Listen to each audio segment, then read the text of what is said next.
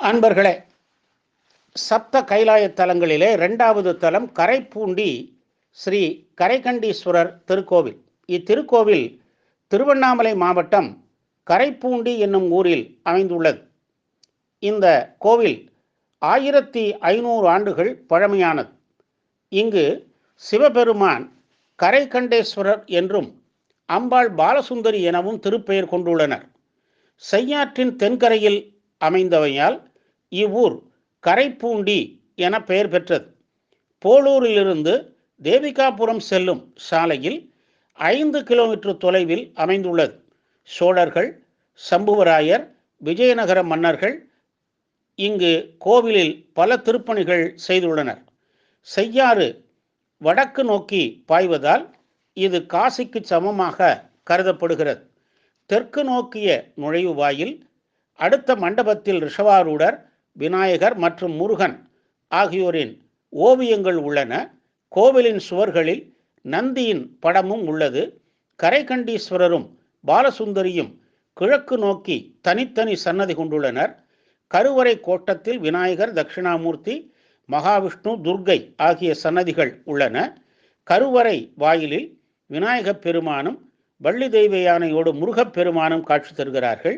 தலமரம் வில்வம்.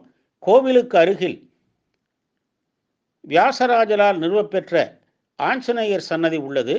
தை மாதம் திருவூடல் விழா, ஐப்பசி அன்னாபிஷேகம், பிரதோஷம் போன்றவை இங்கு நடைபெறுகின்றன. துலா மாத நீராடல் இங்கு சிறப்பாகும்.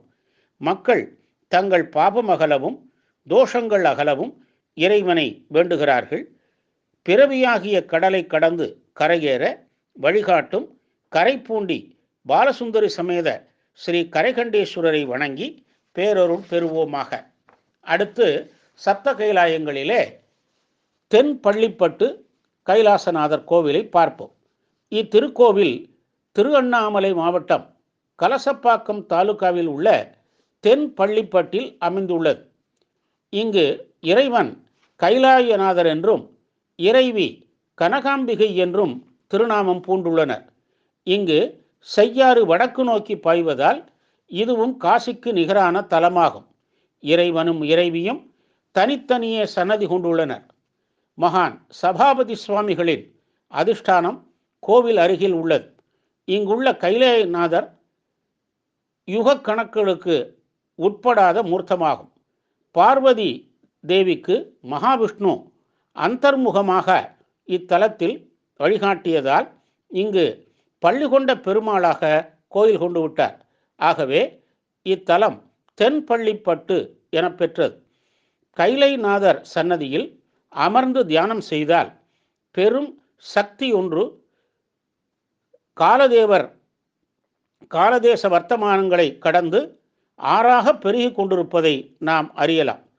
அம்மையாகிய கனகாம்பிகையை தீபமேற்றி வழிபட்டால் திருமணப்பேறு, மகப்பேறு, வளமான வாழ்வு அமையும். பிரதோஷம், அன்னாபிஷேகம், வருடப்பிறப்பு, ஆடிப்பூரம் போன்றவை இங்கு விழா நாட்கள்.